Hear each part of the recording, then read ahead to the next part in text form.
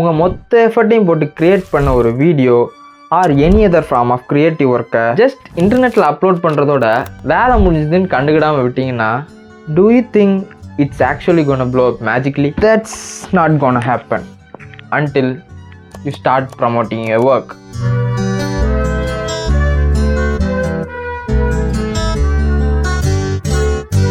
என்னோட கண்டென்ட்டே வந்து செமையாக தான் இருக்கு, நான் பாட்டு கன்சிஸ்டண்டாக வீடியோ மேக் பண்ணிட்டு இருந்தாலே மக்களே என்னை வந்து ரெகனைஸ் பண்ணி டாப்புக்கு கொண்டு போய் வச்சிருவாங்க அப்படின்ற மைண்ட் செட்டில் தான் நான் இருந்தேன். But actually I was wrong because there are already so much of noises going on all over the internet. தினந்தனம் லட்சக்கணக்கான பேர் வீடியோஸ் அப்லோட் பண்ணிருக்காங்க. இதில் எத்தனையோ பெஸ்ட் பீஸ் ஆஃப் ஒர்க் கூட காணாமல் போயிருக்கு. அதுவும் இந்த மெயின் ஸ்ட்ரீமாக போடுற கண்டென்ட்லேருந்து கொஞ்சம் டிஃப்ரெண்ட்டாக ட்ரை பண்ணுறீங்கன்னு வச்சுக்கோங்களேன், சுத்தம் -1000 பாயிண்ட்ஸ் தான். இப்படி இருக்கிற ஒரு சுச்சுவேஷனில் ஒரு நல்ல கண்டென்ட் ஐடியாவை சூஸ் பண்ணி அதை உட்காந்து ஸ்கிரிப்டாக மாற்றுறது, ஷூட் பண்ணுறது, எடிட் பண்ணி இன்டர்நெட்டில் அப்லோட் பண்ணுறதோட சேர்த்து கொஞ்சோண்டு டைம் அண்ட் எஃபர்ட் போட்டு உங்கள் க்ரியேட்டிவ் ஒர்க்கை ப்ரமோட்டும் பண்ணுங்கள். ப்ரமோட் பண்ணுறதெல்லாம் ரொம்ப ஆக்வர்டாக இருக்கும் ப்ரோ, ப்ரமோஷன்லாம் not a good way to grow அப்படின்னு நினச்சிட்டு இருந்தீங்கன்னா கங்க்ராச்சுலேஷன்ஸ். நானும் அதே மைண்ட் செட்டில் அப்படியே தான் இருந்தேன். அண்ட் அதுதான் நான் பண்ண பெரிய தப்பும் கூட. ஏன் அப்படின்னா, உங்கள் க்ரியேட்டிவ் ஒர்க்கை நீங்கள் ப்ரமோட் பண்ணுறது மூலயமா you just letting people know about the existence of your work. For example, இப்போ மார்க்கெட்டில் ஒரு ப்ராடக்ட் இருக்குதுன்னு வச்சுக்கோங்க, அந்த ப்ராடக்டை பற்றின அவேர்னஸோ இல்லை அந்த ப்ராடக்ட் இருக்குதுன்ற எக்ஸிஸ்டன்ஸோ யாருக்குமே தெரியல அப்படின்னா யாராச்சும் அதை வாங்குவாங்கன்னு நினைக்கிறீங்க? இதனால மட்டும்தான் பெரிய பெரிய பிராண்ட்ஸ் கூட லட்சக்கணக்கில் காசு செலவு பண்ணி மார்க்கெட்டிங் பண்ணிட்டு இருக்காங்க. இந்த மார்க்கெட்டிங் மூலமாக தான் வெகுஜனத்துக்கிட்ட அவங்களோட ப்ராடக்டை கொண்டு போய் சேர்க்க முடியும். அப்போ தான் பீப்புளும் அட்டென்ஷன் கொடுத்து அந்த ப்ராடக்டை வாங்குவாங்க. இதுக்கப்புறம் அந்த ப்ராடக்ட் நல்லா இருக்கிறதும் இல்லைன்றதையும் பொறுத்து மட்டும்தான் அந்த கம்பெனியோட க்ரோத், அந்த ப்ராடக்டோட க்ரோத் எல்லாமே. இன்னும் புரிகிற மாதிரி சொல்லணும்னா, நம்ம நத்திங் கம்பெனி CEO எடுத்துக்கோங்க. யூடியூப் சேனல் ஆரம்பித்து வீடியோ போட்டுட்டு இருக்காரு. ஒரு ஸ்டார்ட் அப் கம்பெனி ஃபவுண்டருக்கே தலையை சுற்றி 1008 வேலை இருக்கும்.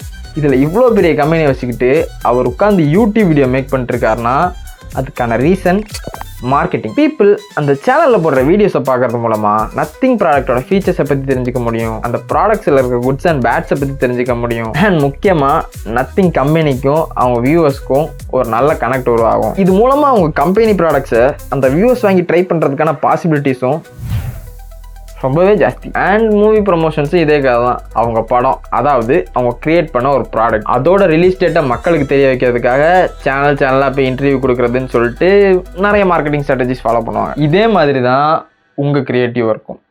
அதுவும் ஒரு ப்ராடக்ட் தான். A product filled with emotions. You spend a lot of time in making it. You put up all your creativity into it. இப்படி பார்த்து செதுக்கின ஒரு விஷயத்த ஜஸ்ட் இன்டர்நெட்டில் அப்லோட் பண்ணதோட உங்கள் வேலை முடிஞ்சுன்னு சொல்லிட்டு கண்டுக்கிடாமல் விட்டீங்கன்னா எப்படி? இவ்வளோ பெரிய கம்பெனி கோடிக்கணக்கில் காசு செலவு பண்ணி எடுக்கிற படம், இவங்களே அவங்க ப்ராடக்ட் ரீச் பண்ண வைக்கிறதுக்கு அவ்வளோ கஷ்டப்படுறாங்க. ஆனால் நீங்கள் உங்களோட க்ரியேட்டிவ் ஒர்க் அதுவாகவே மக்கள்கிட்ட போய் ரீச் ஆயிருன்னு நினச்சிக்கிட்டு இருக்கோம்.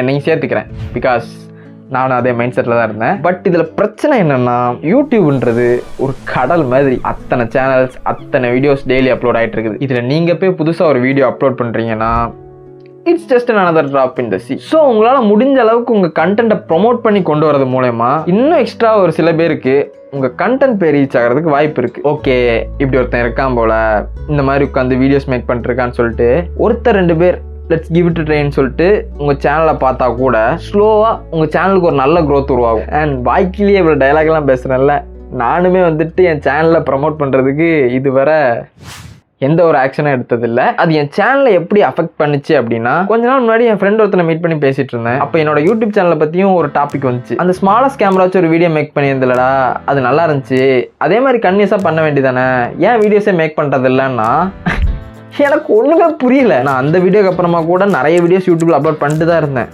அது அவன் பார்க்கலன்றது கூட எனக்கு பிரச்சனை இல்லை. ஆனால் அவனுக்கு தெரியவே இல்லை, நான் அப்லோட் பண்ணதே தெரியலன்ற போது என்னடா அது அப்படின்ற மாதிரி இருந்துச்சு. ஸோ இதுக்கப்புறம் என்னடான்னு யோசிச்சு பார்த்தா, அந்த ஸ்மாலஸ்ட் கேமரா வீடியோவை நான் யூடியூபோட சேர்த்து இன்ஸ்டாலையும் அப்லோட் பண்ணியிருந்தேன். அதனால அவனுக்கு தெரிஞ்சிருக்குது. மற்ற எந்த வீடியோவை பற்றி அவனுக்கு ஐடியா இல்லை.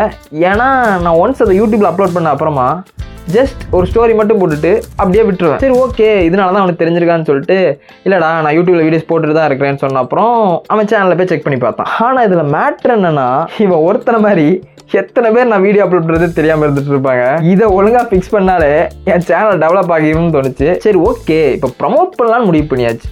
அதை எந்த மாதிரி வேலை பீப்புள் கிட்ட கொண்டு போய் சேர்க்கறது? Nowadays, people usually scroll Instagram a lot more than consuming a YouTube video. But I don't want to create short form videos in Instagram. எனக்கு வெர்டிக்கல் வீடியோஸ் மேக் பண்ணுறதை விட இந்த மாதிரி ஃப்ரேமிங்கில் உட்காந்து அப்படி ஸ்லோவாக காமாக என்னோட ஸ்டோரியை ஷேர் பண்ணுறது தான் பிடிச்சிருக்குது. But the fact is people used to scroll Instagram videos a lot. சொல்ல போனால் அந்த கேமரா வீடியோவை யூடியூப் அண்ட் இன்ஸ்டா ரெண்டுத்துலேயும் போட்டதில் இன்ஸ்டாவில் தான் அது அதிக நம்பர் ஆஃப் பீப்புள்ஸ்க்கு போய் ரீச் ஆச்சு. அண்ட் என்னோட பழைய வீடியோவில் ஒரு கிளிப்பிங்கை கட் பண்ணி போத் இன்ஸ்டா அண்ட் யூடியூப்பில் ஷார்ட்ஸ் அண்ட் ரீல்ஸாக போட்டதில் இன்ஸ்டாவில் போட்ட வீடியோ தான் மோர் தென் 500K பீப்புளை போய் ரீச் ஆச்சுது. ஸோ அதனால எனக்கு சில பல ஆடியன்ஸ் எல்லாம் எக்ஸ்ட்ரா என் சேனலுக்கு வர ஆரம்பித்தாங்க. ஸோ இன்ஸ்டாகிராம் ஒரு செம பிளாட்ஃபார்ம். அது மூலமாக என்னோட வீடியோஸ் நிறைய ஆடியன்ஸ் கிட்ட போய் ரீச் ஆக முடியுன்றப்போ இன்ஸ்டாவே நான் என்னோட வீடியோஸை ப்ரொமோட் பண்ணுறதுக்கு ஒரு நல்ல டூலாக யூஸ் பண்ணக்கூடாது. So here after for promoting my contents I am gonna use Instagram. Last வீடியோலேருந்து ஸ்டார்ட் பண்ணியிருக்கிறேன். கொஞ்சம் புது ஆடியன்ஸ் கிட்ட என்னோட சேனல்லையும் வீடியோவையும் போய் சேர்க்கறதுக்கு அது கொஞ்சம் ஹெல்ப்ஃபுல்லாக இருக்குது. அதுலேருந்து 1% ஆஃப் ஆடியன்ஸ் ஆச்சும் என்னோட வீடியோ பிடிச்சி என் சேனலை வந்து பார்த்தாங்கன்னா கூட அது எனக்கு நல்லது தான். வீடியோ அப்லோட் பண்ணிட்டு அதை அப்படியே கண்டுக்கிடாமல் விடுறதுக்கு பதிலாக இந்த மாதிரி சின்ன சின்ன வேலை அதை ப்ரொமோட் பண்ணுறதும் யூஸ்ஃபுல்லாக தான் இருக்கும்னு நினைக்கிறேன். பார்ப்போம் என்ன நடக்குது.